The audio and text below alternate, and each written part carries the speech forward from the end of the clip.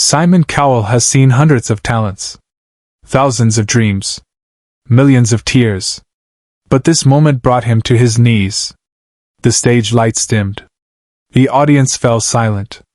And in that silence, a young man stood holding his father's guitar, about to finish what his dad never could. What happened next wasn't just a performance. It was a moment that reminded everyone watching why we tell stories, why we sing songs, and why some memories never truly die. The America's Got Talent Theater in Los Angeles was packed that Tuesday evening. The usual pre-show energy buzzed through the crowd. Producers checked cameras. Sound engineers calibrated microphones. The judges took their seats behind the iconic desk. Simon Cowell, as always, sat in his signature position. White shirt. Arms crossed. That expression that had become legendary, the one that could make or break a dream with a single glance. He had seen it all. Pop singers. Magicians. Comedians. Danger acts. He had pressed the golden buzzer for extraordinary talents. He had stopped shows for unbelievable moments. But he had also learned to protect himself emotionally. To stay professional. To judge without attachment. Tonight, he thought, would be no different. Then the stage doors opened, and a young man walked out. Mid-20s. Simple jeans. A plain shirt. And in his hands, an old acoustic guitar that looked like it had survived decades of use. The wood was worn. The strings slightly rusted. It wasn't a prop. It was a relic. The audience applauded politely, but something about his walk made them quiet down faster than usual. There was weight in his steps. A heaviness that cameras immediately picked up on. Simon leaned forward slightly. Not with judgment. With curiosity. "What's your name?" Simon asked, his voice calm but direct. "Daniel," the young man said. His voice cracked slightly. "Daniel Morrison. And what are you going to do for us tonight, Daniel?" Daniel looked down at the guitar. His fingers trembled as they touched the strings. For a moment, it seemed like he might not be able to speak. "I'm going to finish a song," he said quietly. "A song my father started writing 20 years ago. But he never got to finish it." The theater went completely silent. Not the polite silence of waiting. The heavy silence of anticipation. Simon's expression changed. Just slightly. His arms uncrossed. His posture softened. The other judges exchanged glances. This wasn't going to be a typical audition. "Tell us about your father," Simon said. And the way he said it, it wasn't a judge asking a contestant. It was one human asking another. Daniel took a breath. The kind of breath people take before they dive into deep water. "My dad was a musician," Daniel began. "Not famous. Not successful. But music was everything to him. He played in bars, small venues, anywhere that would have him. He wrote songs constantly. Notebooks full of lyrics. Melodies hummed in the shower. He lived and breathed music." The audience listened. Cameras zoomed in on Daniel's face. On the guitar. On Simon, who was now leaning forward with both elbows on the desk. "When I was 5, Daniel continued, he started writing this one song. He said it was going to be his masterpiece. The song that would finally break through. He worked on it for years. Verse after verse. Chorus after chorus. But he could never finish it. He said the ending wasn't right. That he'd know it when he heard it." Daniel's voice broke. He looked up at the ceiling lights, blinking back tears. "When I was 12, my dad got sick. Cancer. Stage 4. The doctors gave him 6 months. He fought for 2 years.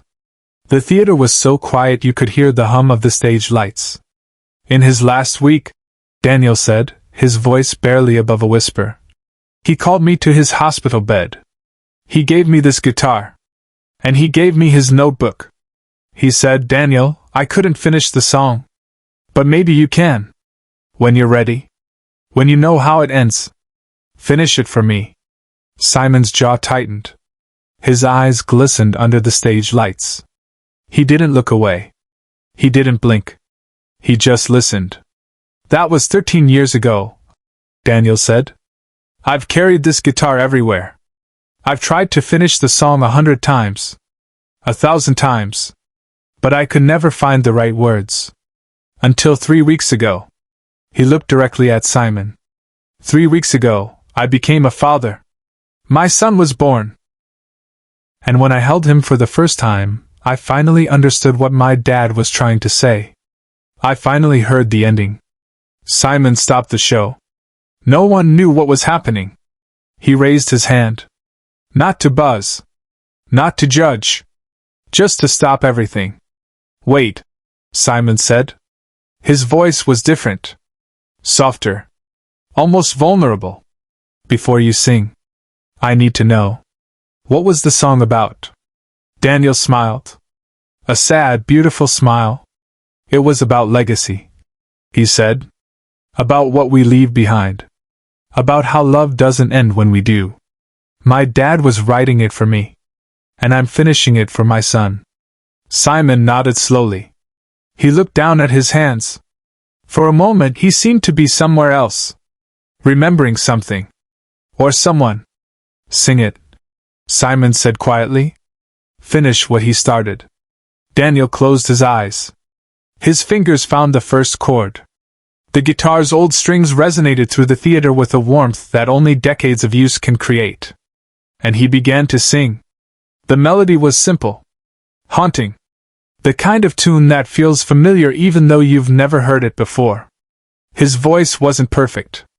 It cracked in places. Trembled in others. But every imperfection made it more real. More human. The lyrics spoke of a father watching his son grow. Of wanting to protect him from the world. Of knowing that one day, he wouldn't be there. Of hoping that the love he gave would be enough. That the lessons would stick. That the memories would last. The audience was frozen. Some had tears streaming down their faces. Others covered their mouths. A woman in the third row sobbed openly. But all eyes kept returning to Simon. His hands were clasped together on the desk. His knuckles white. His jaw clenched. He was fighting something. Fighting hard. Daniel reached the chorus. The part his father had written. The part that had existed for 2 decades, waiting for an ending. I won't always be here, but I'll always be near. In the songs that you sing, in the dreams that you chase, in the love that you give, you'll find my embrace. Backstage, producers were watching the monitors in complete silence. One of them whispered, "He's going to break." Then Daniel moved into the new verses. The ones he had written. The ones that completed his father's vision. He sang about holding his own son. About feeling his father's presence in that moment. About understanding, finally, what it meant to be a parent.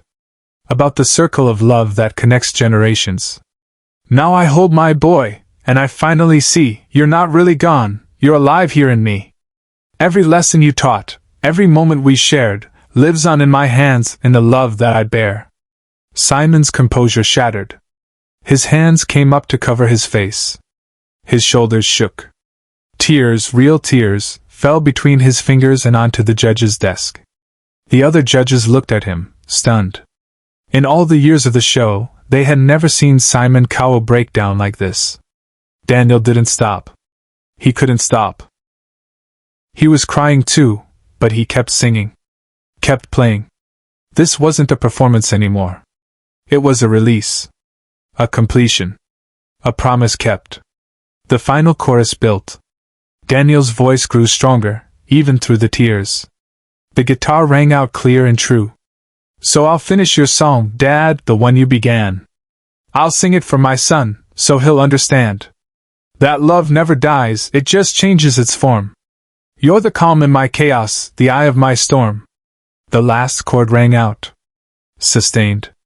Faded slowly into silence. For 5 full seconds, no one moved. No one breathed. Then the audience exploded.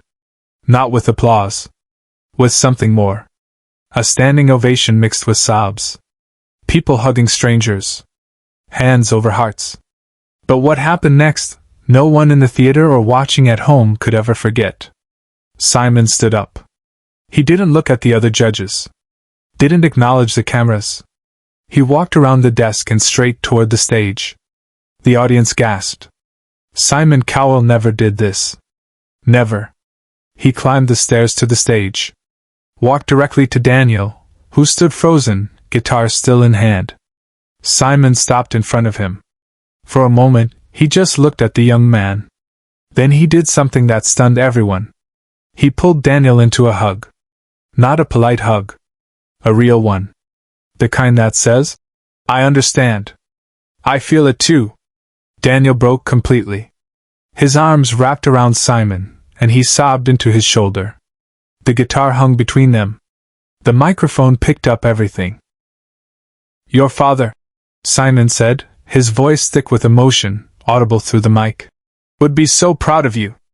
Not because you finished his song. Because you understood what it meant." The audience wept. The other judges wept. The crew backstage wept. This wasn't television anymore. This was humanity at its most raw. Simon stepped back, his hands on Daniel's shoulders. "I lost my father too," Simon said, and the admission shocked everyone. Simon never shared personal stories like this. Never. "And there are things I never got to say to him. Songs I never got to sing. You just did what so many of us wish we could do. You finished the conversation." He looked down at the old guitar. "May I?" Simon asked. Daniel nodded, speechless. Simon took the guitar carefully, reverently. He looked at it closely. Saw the wear. The history. The love embedded in every scratch. "This isn't just a guitar," Simon said, turning to address the audience and cameras. "This is a time capsule.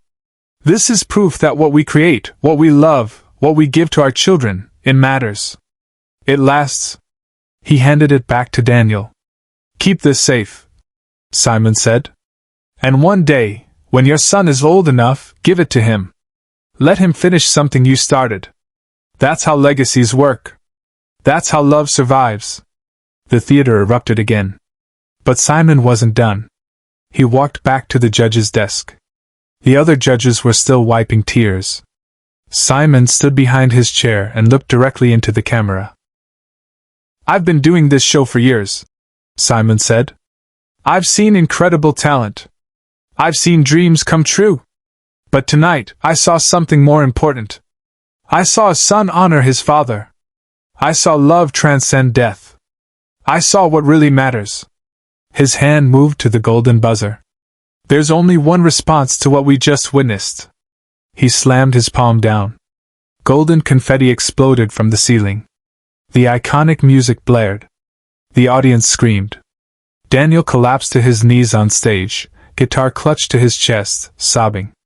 Simon walked back up to the stage one more time. Knelt down beside Daniel. The cameras captured everything.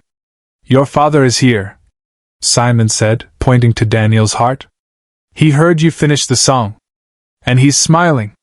Subscribe and leave a comment, because stories like this remind us why music, family, and love will always be the most powerful forces in the world. The aftermath of that performance became legendary. The video went viral within hours. Not because of the spectacle. Because of the truth. People from around the world shared their own stories. Of parents they'd lost. Of songs unfinished. Of words unsaid. Daniel's performance became more than a moment on a talent show. It became a catalyst for healing. Behind the scenes, producers said they had never seen Simon like that. One crew member who had worked with him for a decade said, "Simon has a reputation. Tough. Critical. Unemotional. But that night, we saw who he really is. Someone who understands loss. Who values authenticity over perfection. Who knows that the best performances aren't about technique. They're about truth." Simon himself rarely spoke about that night in interviews. But when he did, his message was always the same. "We spend so much time judging talent," he said in one interview months later. "Judging voices, judging performances, judging who deserves to win. But that night reminded me that some things can't be judged. They can only be witnessed. Honored." felt. He paused, his usual composure returning but with a softer edge. Daniel didn't need my approval. He didn't need a golden buzzer. He needed to complete a promise. And we were all privileged to be there when he did. Daniel went on to the live shows. His performances were beautiful, but none carried the weight of that first audition. It didn't matter. He had already won something more important than the competition. After the season ended, Daniel released the song professionally. Legacy. It was called. He dedicated it to his father, James Morrison, and included a note. Dad, I finally found the ending. I hope you're singing along. The song charted. Not because of marketing or radio play. Because people needed it. They needed to hear a son's love for his father. They needed to believe that connections survive beyond death. They needed proof that finishing what our parents started is one of the most sacred acts we can perform. Simon kept a photo from that night in his dressing room. Not of the golden buzzer moment. Not of the standing ovation. But of Daniel holding his father's guitar, eyes closed, finishing the song. Because that image reminded him of something he never wanted to forget, that behind every performance is a human story. And sometimes, the greatest act of talent is simply having the courage to finish what someone you loved could not. Share this video if you believe that love never truly ends. Subscribe to witness more moments where humanity shines brighter than any spotlight ever could.